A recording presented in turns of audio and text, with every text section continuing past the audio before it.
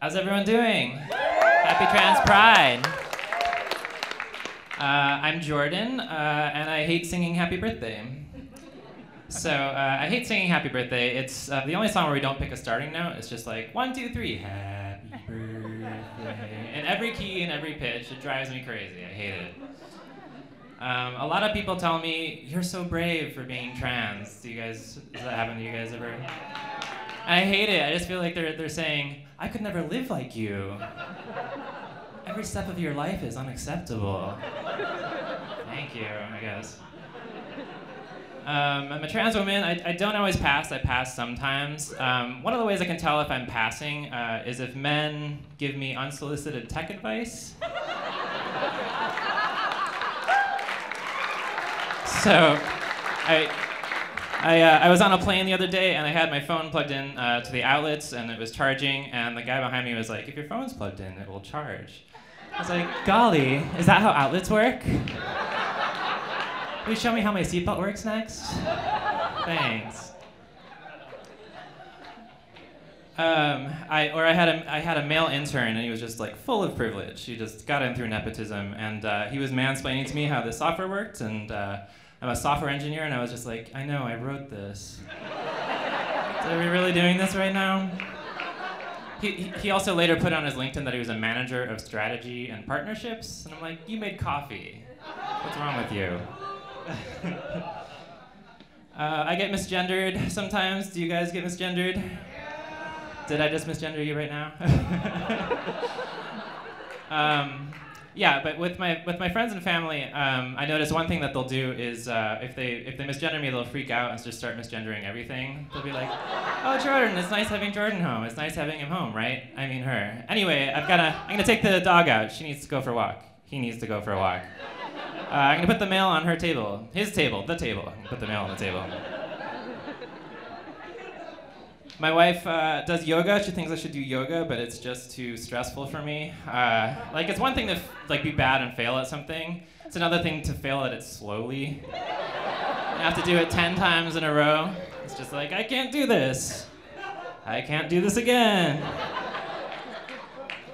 I think there should be other poses anyway, like backward slouching engineer, or existential crisis ball, sideways eating in bed.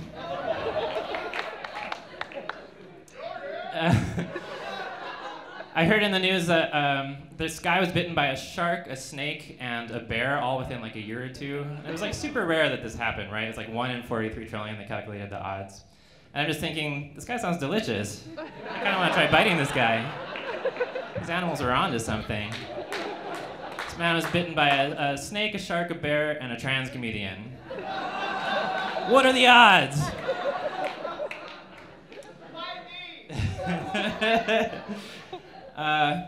My friend is moving to Sherman Oaks, and he asked me if Sherman Oaks has a nickname, and I'm like, oh yeah, we call it Shermy Shermy. He's like, no, you don't. I was like, no, we call it Shermy Shermy. So if you see a guy named Drew who's moving to LA, tell him we call Sherman Oaks Shermy Shermy. And even if that becomes a thing, that's fine. It's hilarious. I'm half Filipino and half Finnish. I know that's unusual. There's not a lot of stereotypes for half Filipinos, half Finns. Like, should I be a stoic alcoholic that likes karaoke? Oh wait, I am. That fits. That fits. I wish I knew more about my heritage. My grandma used to make pancit and lumpia and adobo, and all of my knowledge of my culture comes from food. And lumpia are these little Filipino egg rolls, and they're delicious. And she knew that I loved them, so she would hide some from me so that I could eat them. And I'd be like, hidden egg rolls. But it kind of screwed me up as an adult now, because anytime I see a Filipino, I want to shake them down for lumpia. Where's the lumpia? Where is it? Is it in your pockets? I love junk food. My wife is healthier than me, and so I'll go to McDonald's in secret, and I'll pay in cash so it doesn't show up in our joint checking account. And the people there are friendly, but I'm like, let's not be friends. Let's pretend like I never come here. Like, what if they see me there with my wife, and they're like, there's that woman that always pays in cash. Cut it out. Or Yogurtland is even worse. I think they're arrogant at Yogurtland. Like, I'm already full of shame when I go in there, right? And they're like, are you part of a rewards program? I'm like, no, screw you. They're like, see you tomorrow. I'm like, screw you, Yogurtland. I went to Blaze Pizza once, and I accidentally ate the wrong person's pizza. And I ate like the whole thing, and they were like, you accidentally ate the wrong person's pizza. Well, here's yours. And I'm like, I feel like this is teaching me the wrong lesson. Good for you. Your reward is more pizza. I went to 7-Eleven once, and Google asked me to rate it, and I was just like, this is between me and 7-Eleven. This is unholy food, and this is between me and 7-Eleven. I'm an introvert. I can't send food back at restaurants, and I can't confront people. My wife will be like, why don't you go talk to those people? And I'm like, because that would break the introvert code.